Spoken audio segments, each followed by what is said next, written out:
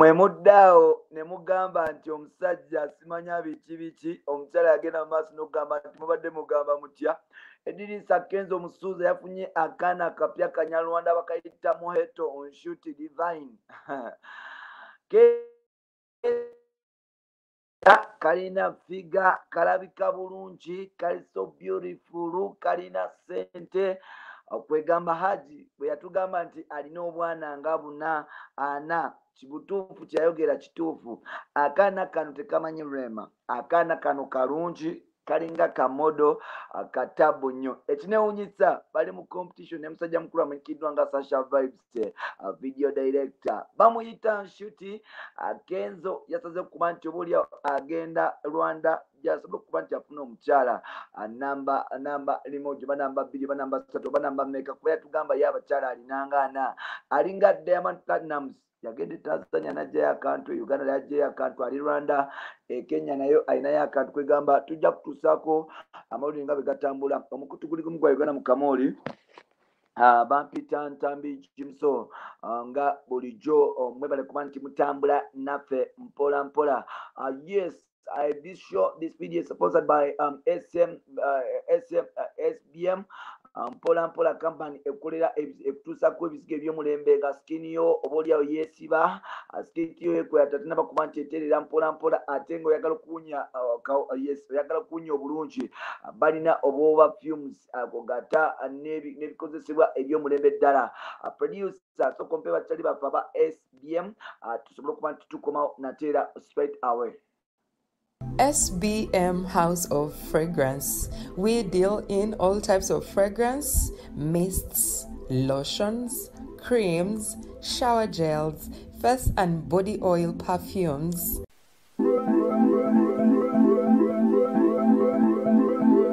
Contact us on 07043 00645 or 078 599-1435. We deliver to your place of convenience.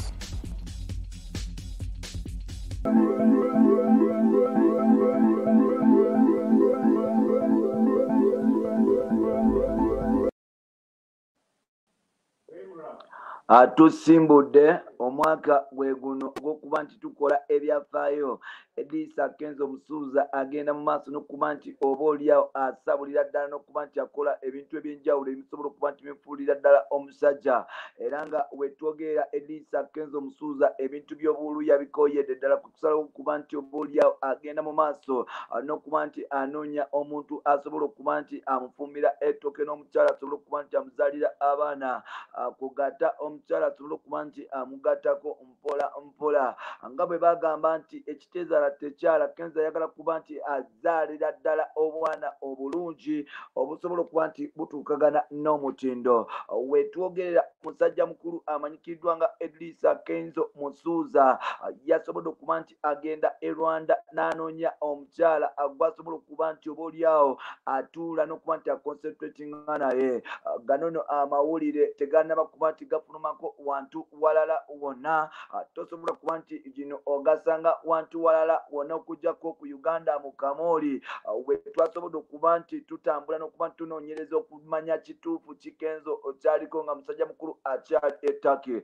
Wuno mukyala wa Kenzo omupya omuvandimwe tolina ky'omugamba nti Kenzo yes Musuuza Eddy Kenzo Musuuza yasobodde okuba nti yeewonya abakyala banaye Uganda abagenda mu maaso n'okuba nti buli bamulumye omutwe kwe kufuna omukyala omuvandimwe asobola okuba nti oba oliawo abimukolera byonna. Kenzo yakowa ennaku abakyala mubonyaabonya Rema simanyi ajja agenda wakike ate amala simanyi agenda ewaani simanyi ewa Sebunya simanyi aveeyo agendeko aba White simanyi abajuliyo abo yabikooyedde ddala. Yasazeewo kufuna omukyala asobola okuba nti amutereeza mpola mpola n'okusobola okuba nti atuukawo. Kenzo omukyala ono unfortunately bamuyita nshuti Muheto.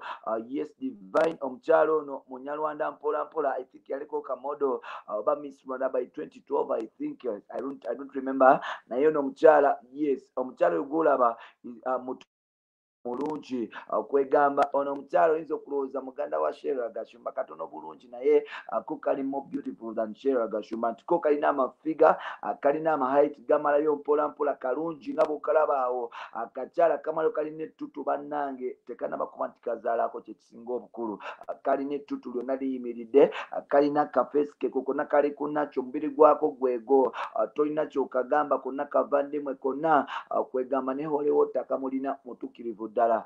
Kenzo agamba nti nakoowa stress nakoowa kati nange ngenda maaso n'okuba nti oba oliawo nyumirwa mpola mpola okuba nti yes nfuna kitegeeza okuba nti bano beesanga ku mukutu gwa Instagram mpola mpola omukyalo yagendanga mu maaso n'okuba nti akomentinga ku bintu bya Edisa Kenzo Musuuza natandika okuba nti amunoonyerezako mpola mpola okutegeera mukyala kyona amwagala ku mukutu gwa Instagram agenda maaso n'okuba nti amunoonyereza mpaka Kenzo yasobola okuba nti following omukyalo ono natandika okuba nti amutextingira obumessage nga nawe bobimanyi abasajja bebakola ku Instagram mpola mpola omukyala yali alinze African okuba nti amugambako oyo akagambo era nga mpola mpola bagenda mu maaso n'okuba nti beesunga okusobola okuba nti beekwatamu era nga Kenzo yasobola okuba nti amulaga ebintu nga birina okuba nti bitambula. Kenzo yamugamba byebe ngenda mu maaso n'okuba nti onkuba buli lunaku era nga buli lunaku gyekoma okuba nti nkulaba ku mukutu gwange ogwa Instagram gyekoma okuba nti nesunga okuba nti nkufuna mu ngalo zange etano oli mukyala mulungi mubalagavu era nga bugenda maaso n'okuba nti oba oliawo onfuna nange nenkufuna tusobola okuba tukulira ddala famire enonje nshuti muheto divine gwe nga boli divine njagala oje ewa Musuuza nsobola okuba nti nkusuuza abo abasajja bagenda mu maaso n'okuba nti bakulumya omutwe oli mukyala omulungi awedde emirimu era nga ensi yonna bwekulabako nsuubira buli musajja akulabako ayagala kuba nti akweddiza bambi tokkiriza baferegenda maaso nakuba nti bakumenya omutima jangu ewadade nsobole okuba nti nkulongoosa n'okuba nti nkutereeza nsobole okuba nti nkukakkanya ove ku basajja abayaayi abasobola okuba nti obuliawo bakumenya omutima nange mbadde bulijjo negomba omuvandimwe negomba omusajja nga Munauganda naye nga nesigo ye Rwanda njagala omusajja ava ewaffe naye nga te Munauganda njagenda mu maaso n'okuba nti oba nkola byenkola njagenda maaso n'okuba nti nesonyiwa abalala bonkakasa nti ojja kunjagala omukyalo ono kibeeza okuba nti oba oliawo ne social vibes yali agenda maaso n'okuba nti amuvibinga mpola mpola social vibes atamumanyi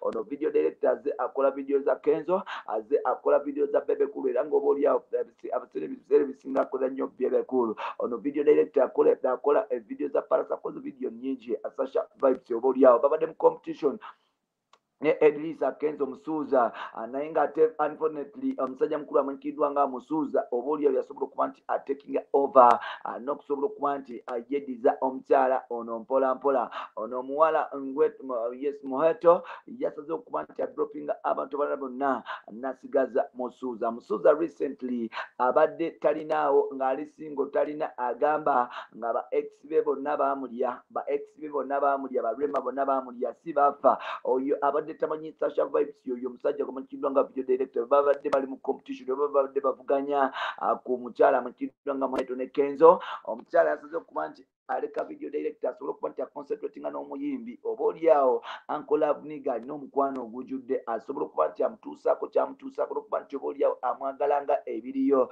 jjukira Kenzo Loverboy Kenzo bambi abeera smart Kenzo obupale bagira maaso n'okuba nti yesala busedusinga nnyo abantu Kenzo yeegonza Kenzo agenda maaso n'okuba nti oba oliawo asala obuvi abakyala bagenda maaso n'okuba nti bettanira obugoye bw'ayambala kyekyo naye ate Kenzo agenda maaso n'okuba nti anyuma naye mugamba okuwasa tetumanyi mpola mpola oba ku Tanzania amanyikiddwa nga yes Biranga Naira yes ajjukira abadde n'akawala aka Tanzania akamanyikiddwa nga Naira Biranga ng'agenda mu maaso n'okuba nti oba oliawo akakwana mpola mpola akakyala ako taata waako ye nannyini Azam TV Biranga era nga recently akakyala ako kasobodde okuba nti kamufunira show e Tanzania ajja agenda okuba nti ayimbako ne musajja mukulu amanyikiddwa nga Harmonize show bagiyita Afro East concert oba festival.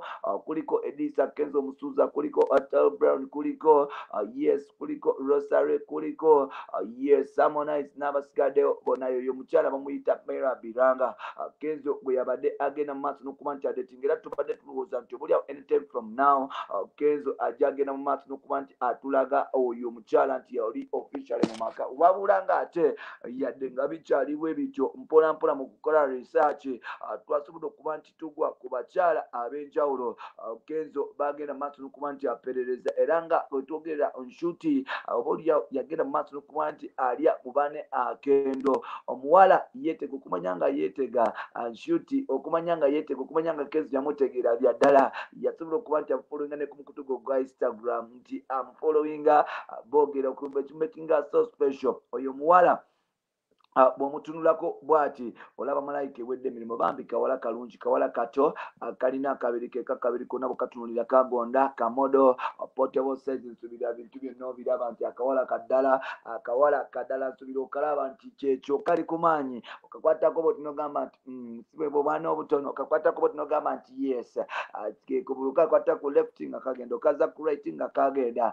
Kwegamba engoye zezo kesala ebintu by'ekinyarwanda mpola mpola n'olabira ddala nti yes, weewo ofunye omukazi owa ddala. Abavandimwe bambi balabika bulungi. Abakyala abanyarwanda bagenda maaso n'okuba nti beetondera abasajja okuva mu Uganda kubanga bulungi ate nga bwe bwagala buba bwagala. Tebulinga ate bakyali baffe abeeri nti ate bali so racist. Bw'abanga osobola okuba nti omukola byonna naye ng'ate amaliriza afumbiddwa beewaabwe. Abaana b'omu Western Uganda okukwata omwana omunyankole asobola okwagala naye ng'ate okuweese bw'ate ajja mutwala simanya Bukiga, togenda mutwala Busoga, simanya ogenda mutwala wa, tajja kugenda naawe, ajja genda na munyankole munnego, ojja kubanga oli kukolako eyiyo naye ng'ate omutuusa mu biri eri mpola mpola tajja kukkiriza. Obuvandime omukwana n'akutegeera kugambirawo nti tugende ewammwe, tetulina abodde nze ngenda kutwala, agambirawo tugende e Kampala onsabule. Bino ebyerwanda byantama dda ne Kagame agenda maaso n'okuba nti atutigomya ate nkyalinda kyerwanda. Kenzo wetwogerera yafunye akamaali akapya kagenda mu maaso n'okuba nti kamutuusaako essanyu ly'omu kitanda n'ery'omu buliri. Agamba nti Rema namuwona. Ajjukira Kenzo kangende mu maaso n'okuba nti obaolyawo tukumenyerako amannya. Kenzo abakyala be yagenda mu maaso n'okuba nti adeetinga kasooka yali Lydia Jasmine. Yatandika okuba nti adeetinga Lydia Jasmine omwaka gwali gwa 2010. Lydia Jasmine yali akyali mu ssomero awo around there.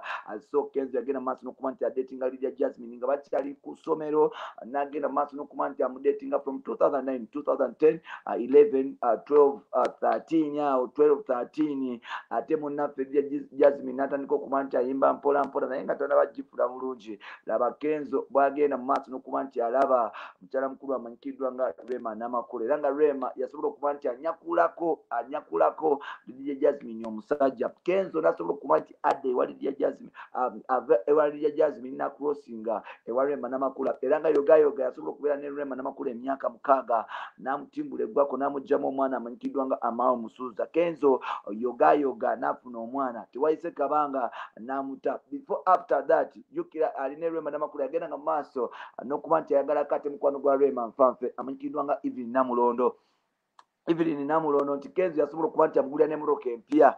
Ebiseera ebyo mpola mpola Kenzo ng'ayagaba busipasio ne buvitizi ku bakyala. Abugaba oyo tatya, akira ku makya n'agamba nti oyagala ki, nti mmotoka yiiyo kanjikuwe, n'akusabula, n'akuwa emmotoka n'akusabula n'agenda.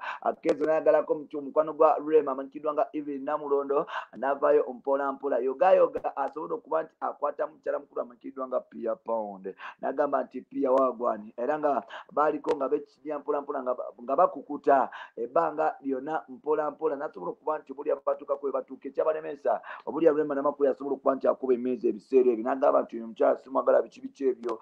Ne bagenda maaso n'okuba nti beekyangira ddala. Yogayoga atuulira nti ate yasobola okuba nti agendako newa Spice Diana ebiseera ebyo. Spice yagenda maaso n'okuba nti amwetega amulemerako mpola mpola. Kenzo n'asobola okuba nti agendera ddala ewa Spice naye n'amusabula. Wetwogerera omwaka oguwedde gwonna ku Sheraton Hotel, Kenzo Eddy Musuza abadde n'omuwala amanyikiddwa nga Branga Maira, oyo omuwala Omutanzania ku Fairway Hotel mu Kampala, nti basobola okuba nti basula ku hotel eyo mwaka mulamba. Bw'avaayo bw'addako ewe baddako ewuwe ng'asabula muntu wa wansi okusobola okuba nti obuli abafulawuliza tetumanyi oba omukyala ali lubuto oba sitole ki mpola mpola. So Maira naye n'afuuka Maira Kenzo n'agenda mu maaso n'okuba nti yettala.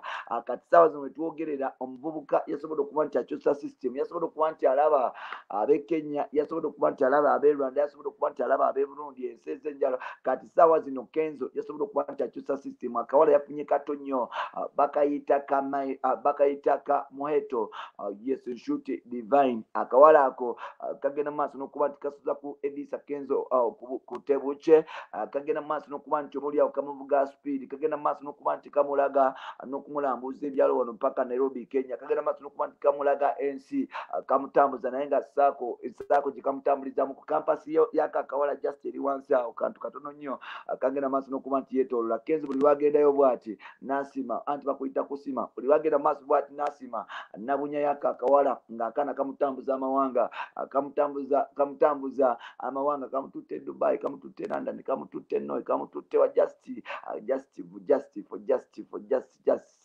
for God's sake, kamutwala buli gye kaagala. So Kenzo kwe kusalawo okuba nti obaoliawo agamba nti ewanywe ewaawo abakadde mwantama kasobole okuba nti efunako nanga akaana akapiya akanjagala bampita ntambi gimusaate buzibu ki.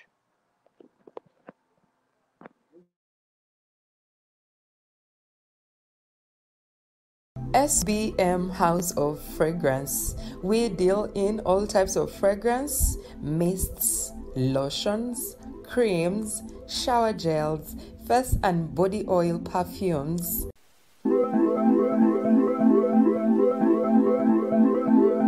Contact us on 07043 00645 or 078 599-1435.